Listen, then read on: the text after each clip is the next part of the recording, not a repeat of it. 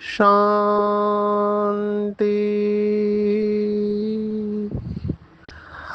आज 27 अप्रैल 2025 भारत में रविवार है। Today is 27th April 2025 and it's Sunday in Bharat. आज की मुरली का जादुई रहस्य स्वयं को प्रेरणा देने के लिए Magical secrets of today's Murli for motivating the self। आज रविवार है तो अव्यक्त बाप दादा के बहुत ही पावरफुल मधुर महावाक्य है। रिवाइज तारीख है 3 फरवरी 2005। Revise date of the Murli is 3 फरवरी 2005। मुरली का टाइटल है सेवा करते उपराम और बेहद वृत्ति द्वारा एवर रेडी बन ब्रह्मा बाप समान संपन्न बनो। टाइटल में ही बहुत सारे शब्द है जिसकी गहराई में हम जा सकते हैं। मानना पड़ेगा जो भी ये टाइटल देते हैं हमारे राजू भाई, टाइटल में पूरी मुरली का सार आ जाता है। कौन कौन से महत्वपूर्ण शब्द है। सेवा, अभी सेवा करते समय याद और सेवा का बैलेंस, तो बाबा ने कहा है सेवा के साथ उपराम, तो उपराम दूसरा शब्द है। तीसरा बेहद की वृत्ति, बेहद और वृत्ति ये दोनों अलग शब्द है। फिर पांचवा शब्द है एवर रेडी, छठा शब्द है ब्रह्मा बाप समान, और सातवां शब्द है संपन्न। तो ये सभी शब्द बहुत इंपॉर्टेंट है। अगर एक एक शब्द में हम जाए तो भी आधा घंटा पूरा हो जाएगा। आज की मुरली का अगर आप टेको मुझे कहो तो बाबा बाबा में एक अर्जेंसी दिखाई दे रही है। अर्जेंसी माना बाबा कह रहा है जल्दी करो। जैसे अभी भारत में ये पहलगाम अटैक के बाद में एक अर्जेंसी है, लोगों के अंदर भावनाएं हैं। तो ये अर्जेंसी बाबा में दिखाई दे रही है। मुझे एक बात याद आ रही है, बाबा ये चेक करता था, ब्रह्मा बाबा, कि दुनिया में हलचल बढ़ रही है, मतलब बच्चों का पुरुषार्थ अच्छा हो रहा है, क्योंकि हमारे साथ ये जुड़े हुए हैं सभी पूरे विश्व। जितना बाबा के बच्चे संपूर्णता तक जाएंगे उतना विनाश की लीला फास्ट होगी। और ये बात आज की मुरली में भी स्पष्ट रूप से आई है। पिछली अव्यक्त मुरली और आज की अव्यक्त मुरली का कनेक्शन है। पिछली अव्यक्त मुरली जो चली थी संडे की, उसमें बाबा ने कहा था कि परम धाम का गेट खोलने की चाबी है बेहद की वैराग्य वृत्ति। आज उसी बात को बाबा ने फिर से याद किया है कि बच्चे लोग चिल्ला रहे हैं मुक्ति दे दो, मुक्ति दे दो। तो बाबा को तो आवाज सुनाई देती है, लेकिन शायद बच्चों को और सभी बच्चों को ये आवाज सुनाई नहीं देते हैं। चिल्ला रहे हैं मुक्ति दो, मुक्ति दो। और बाबा ने बहुत बड़ा सीक्रेट बताया है कि मुक्ति कब मिलेगी। अंडरलाइन है ये वाक्य, जब तक मेजॉरिटी बच्चे अपने पुराने संस्कार, जिसको आप नेचर कहते हो, नेचुरल नहीं नेचर, उसमें कुछ भी थोड़ा रहा हुआ है, मुक्त नहीं हुए, तो सर्व आत्माओं को मुक्ति नहीं मिल सकती। अभी मेजॉरिटी में कितने आते हैं? क्या मेजॉरिटी में 16,108 आते हैं? क्या मेजॉरिटी में 108 आते हैं या मेजॉरिटी में 9 लाख आते हैं? ये चिंतन का सब्जेक्ट है। ये चिंतन का सब्जेक्ट है, लेकिन इसमें मैं मेरा चिंतन आपको सुनाता हूँ। मुझे जो दिखाई दे रहा है और महसूस हो रहा है कि बाबा, शिव बाबा एक पावरफुल मैग्नेट है। इस पावरफुल मैग्नेट से डायरेक्ट जुड़ने की ताकत केवल अष्टरत्नों में है। बाकी जो 108 में बाकी के जो 100 है, ये मैं इसलिए कह रहा हूँ कि कई लोग अष्टरत्नों को 108 से अलग समझते हैं, लेकिन बाबा ने रिसेंटली कहा कि अष्टरत्न 108 के अंदर ही आते हैं, तो बाकी जो 100 बचे हैं ये अष्टरत्नों से कनेक्टेड है। थोड़ा चित्र बुद्धि में खींचेंगे, एक पावरफुल मैग्नेट है जिसने 8 मैग्नेट को खींच के रखा है, और 100 लोग उस 8 के साथ जुड़े हुए हैं। ऐसे पावर कम होते जाती है। अगर कोई इस बात को समझ नहीं रहा है तो थोड़ा इस दुनिया में आए और देखे कि जब ब्रह्मा बाबा थे, ब्रह्मा और बाबा अकेले थे, तो ब्रह्मा बाबा सभी डिसीजन लेते थे। लास्ट में जब ब्रह्मा बाबा ने शरीर छोड़ा तो अपनी सभी पावर ट्रांसफर कर दी प्रकाश मणि दादी को। तो ये ट्रांसफर हो गई। तब भी प्रकाशमणि दादी ने अकेले ने इवन ब्रह्मा बाप से ज्यादा यज्ञ को संभाला है और विश्व की स्टेज पर लेकर गए। उसके बाद थोड़े समय तक हमारी आदरणीय दादी जानकी, दादी गुलजार और दादी रतन मोहिनी ये रहे हैं, पर बड़ी दादी जितना नहीं रहे हैं, क्योंकि डायरेक्ट पावर ट्रांसफर नहीं है। और उसके बाद अभी आप समझ सकते हैं, सभी समझदार है क्या क्या हो रहा है। तो ये पावर धीरे धीरे कम होते जाती है और ये सभी संस्थाओं को लागू पड़ता है। अगर आप धर्म स्थापकों को भी देखेंगे तो जब वो रहते हैं, द फादर, धर्म स्थापक जब रहते हैं, धर्म पिता जिनको कहते हैं, जिसमें इब्राहिम है या जीसस क्राइस्ट है, तो ये जो है, ये जब तक रहते हैं तो पावर रहती है। धीरे धीरे वो पावर कम होने लगती है। इट इज अंडरस्टूड, क्योंकि ये डायरेक्ट जुड़े हुए रहते हैं। ये हम सबके लिए लागू पड़ता है। तो अगर ऐसा है तो इट इज वेरी क्लियर कि जैसे ही 108 रतन अपनी स्टेज पर प्रत्यक्ष हो जाएंगे, वो बाकी 16,000 को खींचेंगे, और ये 16,000 है वो 9 लाख को अपनी तरफ खींचेंगे। ये खींचेंगे शब्द मैं इसलिए कह रहा हूँ क्योंकि बाबा ने इसको इस्तेमाल किया था। बहुत सुंदर बाबा के महावाक्य। अभी बाबा की भाषा रूपकात्मक होती है, सिंबॉलिक होती है। अंग्रेजी में हम कहते हैं मेटाफोरिकल होती है, कई बार प्रतीकात्मक होती है। तो बाबा ने कहा था एक मुरली में कि हर सितारे में दुनिया है। अभी शायद इसी शब्द का मिस इंटरप्रिटेशन किया गया। अभी देखो, हर एक की बुद्धि अलग अलग काम करती है, इसमें किसी का दोष नहीं है। कुछ पढ़ा लिखा होता है वो जुड़ जाता है। हर सितारे में दुनिया है, इसका अर्थ कुछ लोगों ने ये निकाला कि जैसे ये पृथ्वी के ऊपर मनुष्य जीवन है, ऐसे बहुत ग्रह है जिसके ऊपर मनुष्य का जीवन है।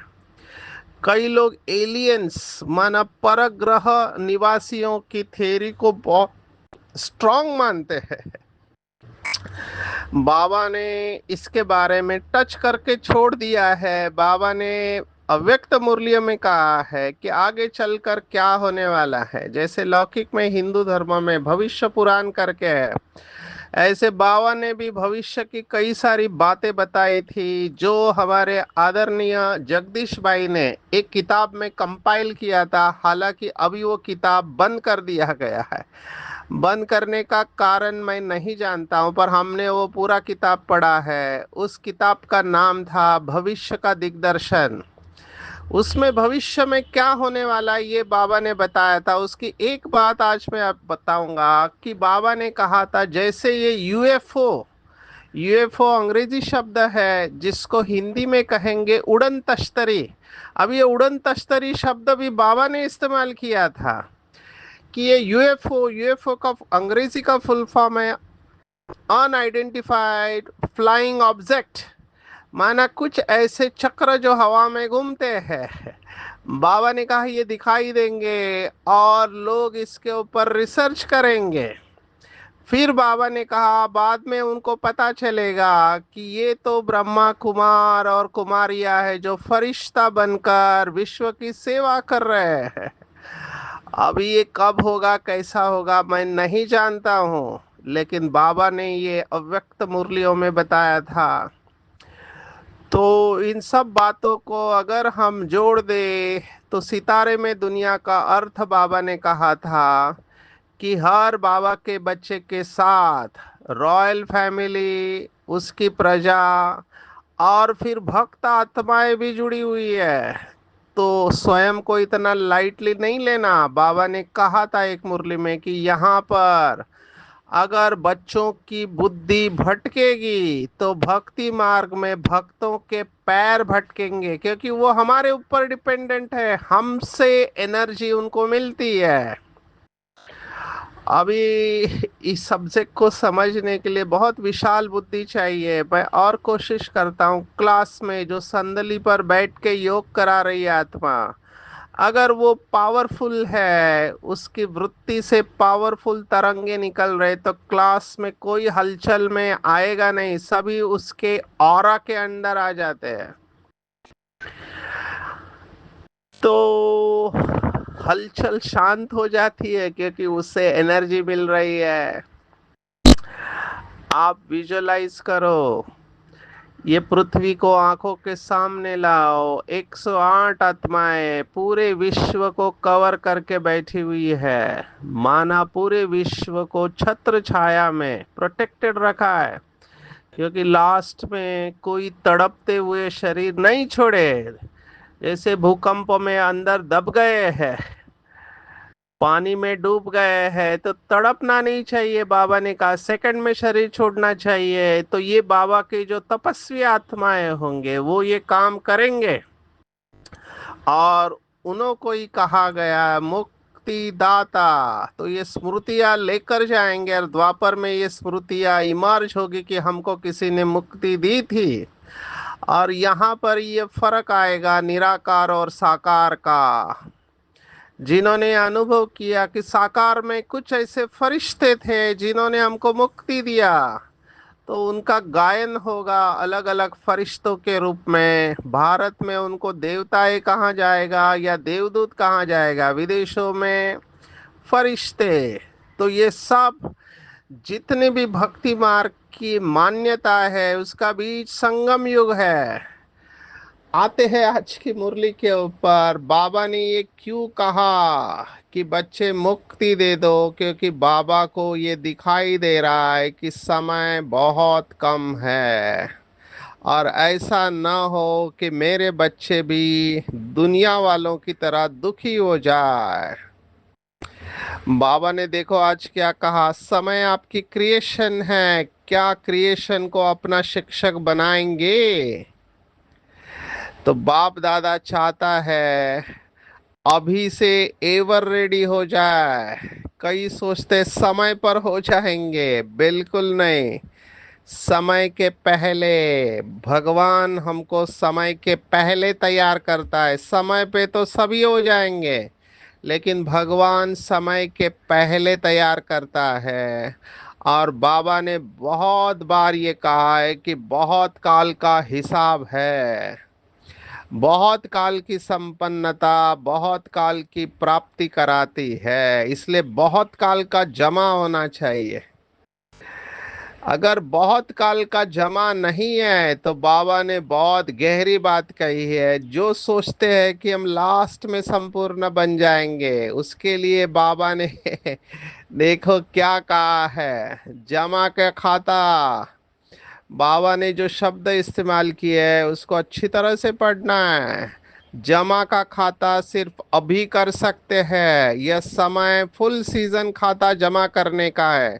संगम युग का एक नाम जमा करने का युग भी है। जमा कम तो राज्य भाग्य भी कम और पूज्य बनने में भी नंबरवार होता है। जमा कम तो पूजा भी कम। दूसरी बात, विधि पूर्वक जमा नहीं है तो पूजा भी विधि पूर्वक नहीं है। किसी को साइड में करके आप आगे घुसने की कोशिश करते हैं तो विधि नहीं आपने फॉलो की, बड़ों की दुआएं नहीं लिया है तो पूजा भी विधि पूर्वक नहीं होगी। कभी कभी होगी, कभी कभी विधि पूर्वक है तो पूजा भी और पद भी कभी कभी है। बाबा ये बहुत गहरी बात बता रहा है, इसलिए हर बच्चा बाबा का अपना पद फिक्स कर रहा है। इसलिए ये बातें बहुत ध्यान में रखना है। कभी भी जल्दबाजी में विधि को नहीं छोड़ना है। प्रेम पूर्वक, याद पूर्वक, विधि पूर्वक बाबा को याद करना है। हर बात में विधि होती है। विधि से सिद्धि बाबा के महावाक्य है। इसलिए बहुत काल का जमा चाहिए और जमा भी विधि पूर्वक चाहिए। कई लोग जमा तो करते हैं लेकिन बहुत लोगों को नाराज करके जमा करते हैं। मैंने ऐसे देखे हैं कि निमित्त आत्माओं को कुछ नहीं बताते हैं। अभी बेहद में रहना अच्छी बात है लेकिन सबको साथ में लेकर चलना ये उससे भी बड़ी बात है। सबका साथ, सबका विकास, दुआएं लेकर आगे बढ़ेंगे तो सफलता बहुत मिलेगी। ये मेरा अनुभव है। मुझे बहुत लोग कहते हैं हम ये करेंगे वो करेंगे। मैंने कहा पहले निमित्त आत्माओं को बताओ, क्योंकि उनका रिश्ता ठीक नहीं होता है तब वो बाईपास करने की कोशिश करती है। मैंने ये अनुभव किया है कि जब तक आप शुभ भावना और शुभ कामनाएं, दुआएं लेकर आगे नहीं बढ़ते हैं तो आप लंबे समय तक चलना बहुत मुश्किल है। अगर चले भी तो खिटपिट वाला राज्य होगा, जिसको बाबा ने शब्द किया निर्विघ्न राज्य होना चाहिए। तो सभी चेक करेंगे कि क्या मेरा विधि पूर्वक जमा है और बहुत काल का जमा है।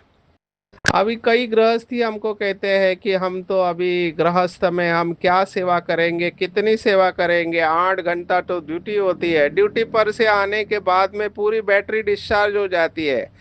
फिर घर को संभालना है, बच्चों को संभालना है, हमको समय नहीं मिलता है। मैं उनके लिए एक ट्रिक बताता हूँ। बाबा के महावाक्य है कि सेवा कोई भी करो, सभी सेवा के इक्वल मार्क्स है। मनसा करो, वाचा करो, कर्मना करो। दूसरी बात बाबा ने कि आगे चलकर वाचा और कर्मना बंद होने वाला है, केवल मनसा सेवा रहेगी।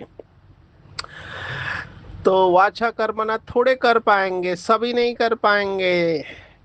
तो क्यों ना हम ऐसा मनसा सेवा में अपने आप को आगे लेके जा। और मैं अपने अनुभव से कहता हूँ, मुझे बहुत खुशी का अनुभव होता है। मैं केवल एक थॉट क्रिएट करता हूँ। कौन सा थॉट मैंने पहले भी सुनाया। पहला विचार मेरा, मैं विश्व की स्टेज पर हूँ। दूसरा विचार, विश्व की 820 करोड़ आत्माएं मेरी आंखों के सामने है। तीसरा, मैं सर्वशक्तिवान बाप के साथ कंबाइंड होकर इन 820 करोड़ आत्माओं को सकाश दे रहा हूँ। बस बीच बीच में ये 3 स्टेप में आप बेहद में रहो। और अगर आपका विजुअलाइजेशन अच्छा है, माना आप चित्र खींच सकते हो और महसूस कर सकते हो, तो उस चित्र के साथ अगर फीलिंग के साथ आप करेंगे तो आपको बहुत खुशी होगी और आपको ये नहीं लगेगा कि मैं कुछ नहीं कर सकता हूँ। कर सकते हैं और ये सबसे पावरफुल सेवा है। तो कोई बहाना नहीं दे सकता। बाबा ने देखो आप बीमार भी कर सकता है। एक मुरली में कहा था, बीमारी माना सूक्ष्म वतन का निमंत्रण। नींद में भी सेवा कर सकते हैं। बाबा ने यहाँ तक कहा है कि ब्रह्मा और मम्मा दोनों ने नींद में सबसे ज्यादा कमाई की है। आप सोचो, तो कोई बहाना दे ही नहीं सकता है। नशे में चले जाना चाहिए कि मैं कोटो में कोई और कोई में भी कोई आत्मा हूं। आज के मुरली का समान है। और बाबा ने कहा मेरा बच्चा और विशेष नहीं हो, असंभव है। सबसे बड़ी विशेषता जो फिलोसोफर है, साइंस वाले हैं, धर्मात्मा है, ये सब नहीं पहचान सके, लेकिन भोली भोली माताओं ने, गांव के बच्चों ने इतने बड़े बाप को पहचान लिया। तो भगवान को पहचानने का तीसरा नेत्र है, तो इसमें पास है। तो ये भी बहुत बड़ी बात है, बहुत बड़ी विशेषता है। दुनिया ढूंढ रही है, भटक रही है, और हमने पा लिया। तो ये गीत दिल से निकलना चाहिए। मैं एक अभ्यास करता हूँ दूसरा। क्या अभ्यास करता हूँ कि मैं अपने आप को याद दिलाता हूँ कि मेरा जीवन सफल हो गया, जन्म जन्मांतर की आश पूर्ण हो गई, भगवान के काम आ गए, और भगवान मुझे यूज कर रहा है। भगवान अगर चाहता तो और किसी को यूज कर सकता था, लेकिन मेरा अहो सौभाग्य कि बाप दादा मुझे ईश्वरीय सेवा के लिए यूज कर रहे हैं, और मैं ऑफर भी कर रहा हूं। तो मेरा जीवन धन्य हो गया कि भगवान के काम आ गए, धन्य धन्य हो गए, हम प्रभु को भा गए। ये अंदर से निकलना चाहिए। अपने आप को बार बार याद दिलाना, इसके लिए संतुष्टता की स्टेज पर रहना चाहिए। बाबा ने इतने खजाने दिए हैं, वो खजानों को अंदर समा लेना चाहिए। देखो बाबा ने प्रश्न क्या पूछा।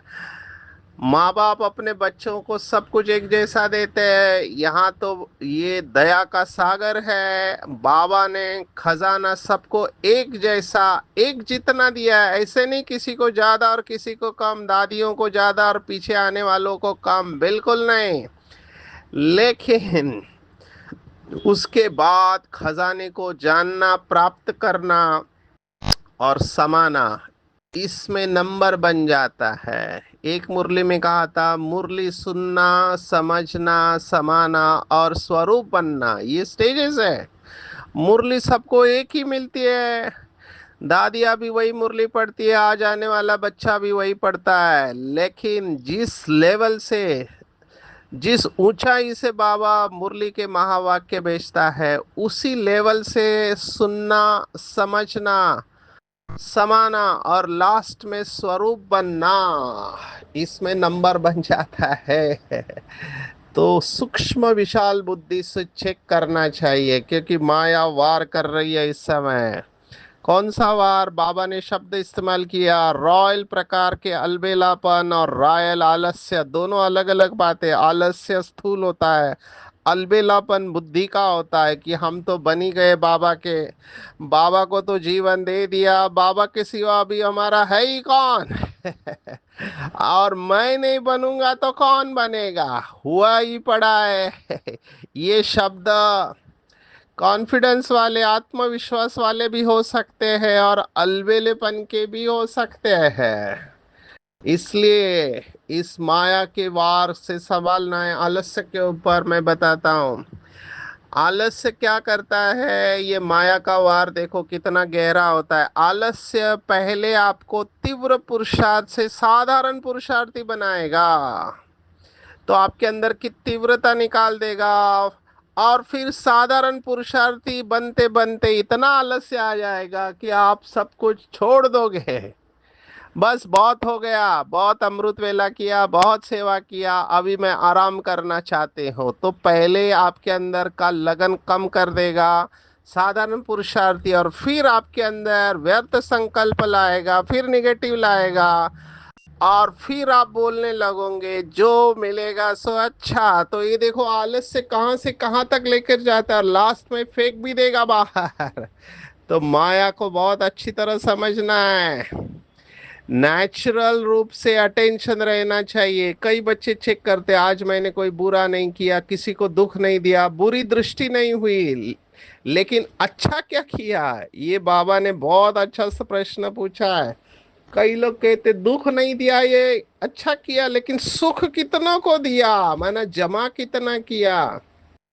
तो ये बहुत जरूरी है। बुरा नहीं किया ये 50%, अच्छा कितना किया ये बहुत इंपॉर्टेंट है। आत्मिक दृष्टि सदा नेचुरल रही या स्मृति विस्मृति का खेल किया, कितनों को शुभ भावना शुभकामना और दुआएं दी। मैंने एक अभ्यास किया है बहुत काल से कि जैसे ही किसी के ऊपर दृष्टि पड़ती है, दिल से निकलता है ये मेरा आत्मिक भाई है और ये सुखी हो जाए, इसके सभी दुख दूर हो जाए। ये दिल से जब आपके निकलना चालू होता है नेचुरली, तो ऑटो पायलट मोड पे जब ये जाता है, बहुत खुशी होती है। आप अपने नजरों में भी उड़ जाते हो कि आप एक बहुत श्रेष्ठ और महान आत्मा हो। मुझे ये मोटिवेट इसलिए करता है क्योंकि बाबा के महावाक्य है कि जो संगम युग पर लंबे समय तक दुआएं देते हैं, द्वापर युग से उनकी जड़ मूर्तियों से भी दुआएं प्रवाहित होती रहती है। बहुत खुशी होती है। मैं तो संस्कृत में बोलता हूँ, ये वेदों की प्रार्थना मुझे बहुत सुख देती है। सर्वे भवन्तु सुखिनः, सर्वे सन्तु निरामयाः, सर्वे भद्राणि पश्यन्तु माँ कश्चित् दुख भाग् भवेत्। अभी हमको ऐसे लगता है कि हमने ही ये प्रार्थना लिखी हुई है, बाबा के कई बच्चों ने लिखा हुआ होगा, कंट्रीब्यूशन तो होगा, इसलिए ये आपको आकर्षित करता है। इसका भाव भी यही है, सभी सुखी हो जाए, सभी स्वस्थ हो जाए और किसी को भी कोई दुख ना हो। अभी ये संस्कृत में बोलो, हिंदी में बोलो, अंग्रेजी में, तमिल तेलुगु कन्नड़ में बोलो, क्या फर्क पड़ता है? भाव इंपॉर्टेंट है, वो वाइब्रेशन इंपॉर्टेंट है। और बाबा ने कहा, आज की क्रक्स मुरली की पॉइंट, मेजॉरिटी बच्चों की योग और याद की सब्जेक्ट में रुचि और अटेंशन कम है। आजकल तो मैं देखता हूँ योग में बैठने की ताकत ही नहीं रही है, बहुत कम बैठते हैं। इसलिए मुझे अच्छा लगा ये प्रभु रत्न कंपटीशन में उन्होंने चार्ट में रखा है 3 घंटा बिना हिले बैठना है, आंखें भी जितना हो सके कम हिलाना है। तो पहले बैठने की आदत डालनी चाहिए, तभी योग लगेगा। तो योग में अटेंशन कम होता है, सेवा सेवा सेवा, तो सेवा में हद आती है और फिर सेवा में नाम मान शान का पेपर भी आता है। बाबा के महावाक्य देखो कितने सुंदर है। ये माया है, क्यों उपराम वृत्ति नहीं रहती है? क्योंकि अगर आपने नाम मान शान रखा तो फिर आप हद में आ जाएंगे। बहुत काल का जमा चाहिए, इसलिए इसलिए अलर्ट रहना है। खिचड़ा, लेकिन शब्द को खिचड़ा, आज मम्मा को याद किया। सिंधी भाषा में कहते ले और किन किन, माना ले, किन माना खिचड़ा, तो खिचड़े को लेना नहीं है, तो लेकिन कहना माना कुछ ना कुछ खिचड़ा लेना। इसलिए लेकिन शब्द को डिक्शनरी से निकाल देना चाहिए। कुछ ना कुछ मिल जाए, ये पोजीशन नहीं अपोजिशन है। मैंने इतनी सेवा की है, मुझे कुछ ना कुछ पोजीशन तो चाहिए। तो कर्तापन के भान से न्यारे बनो, बाबा ने कहा। मैं नहीं कर रहा हूं, बाबा करा रहा है। तो धुन लगा दो, बाबा ने कहा संपन्न होने की धुन लगा दो। देखो उदाहरण क्या दिया, दुनिया में अशुद्ध प्यार के पीछे जान दे देते हैं। बाबा कहता है केवल खिचड़ा दे दो, जान नहीं दो। जान से तो सेवा करनी है, इसलिए स्वस्थिति को शक्तिशाली बनाओ। 100% प्यार है तो 100% संपन्नता। अलबेलापन से मुक्त हो जाओ। स्लोगन याद रखेंगे कि हम ही थे, हम ही है और फिर हम ही बनेंगे। मेरा वाक्य है, अनगिनत बार मैं संपूर्ण बना हूं। तो पीछे आने वालों को चांस है, क्योंकि चेयर्स का गेम चल रहा है, कभी किसकी जीत कभी आउट हो जाते हैं। इसलिए लास्ट सो फास्ट और फास्ट सो फास्ट। रोज अमृत वेले अमर भव का वरदान याद दिलाना है अपने को। मधुबन निवासियों की विशेषता आई है, ग्लोबल हॉस्पिटल वालों की भी विशेषता आई है। आते हैं विश्व कल्याणकारी स्टेज पर। जब विश्व की स्टेज पर जाएंगे तो विनाश लीला साक्षियों के देख पाएंगे और सर्व आकर्षणों से मुक्त हो जाएंगे, बलवान बनेंगे, तो माया का फोर्स समाप्त हो जाएगा। और कंबाइंड स्टेज की पॉइंट है वरदाता बाप और हम वरदानी आत्माएं कंबाइंड है। जहां ये कंबाइंड स्टेज है, पवित्रता की छत्र छाया है, वहां अपवित्रता स्वप्न मात्र में भी आ नहीं सकती है। बहुत इंपॉर्टेंट पॉइंट, कभी सिंगल नहीं रहो। सिंगल हो जाते हो तो सुहाग चला जाता है। कंबाइंड रहो, बाप और युगल, बाप और आप युगल रूप में रहो तो सदा सुहागिन रहेंगे। सिंगल रहेंगे तो पवित्रता चली जाएगी। आज की पूरी मुरली में टेक होम है, हम कोटों में कोई और कोई में भी कोई भाग्यवान आत्माएं है। जो सोचा वो किया, सो सोचना और करना, लक्ष्य और लक्षण को समान बनाना है। बहुत काल का पुरुषार्थ, जमा का खाता बढ़ाना है, बहुत काल का अभ्यास होना चाहिए। और विधि पूर्वक जमा करेंगे तो पूजा भी विधि पूर्वक होगी। स्नेह में, बाप के स्नेह में स्वयं को टर्न करना है। यही बाप के प्यार का रिटर्न करना है। नंबर वन बनने के लिए हर बात में विन करना है। विश्व कल्याणकारी की उच्च स्टेज पर रहकर विनाश लीला को देखने वाले साक्षी दृष्टा बनना है, बलवान बनना है। तो माया के फोर्स को समाप्त कर पाएंगे। कंबाइंड रहेंगे बाप और युगल रूप में तो पवित्रता का सुहाग बना रहेगा। हमेशा छत्र छाया में रहेंगे। अच्छा, ओम शांति।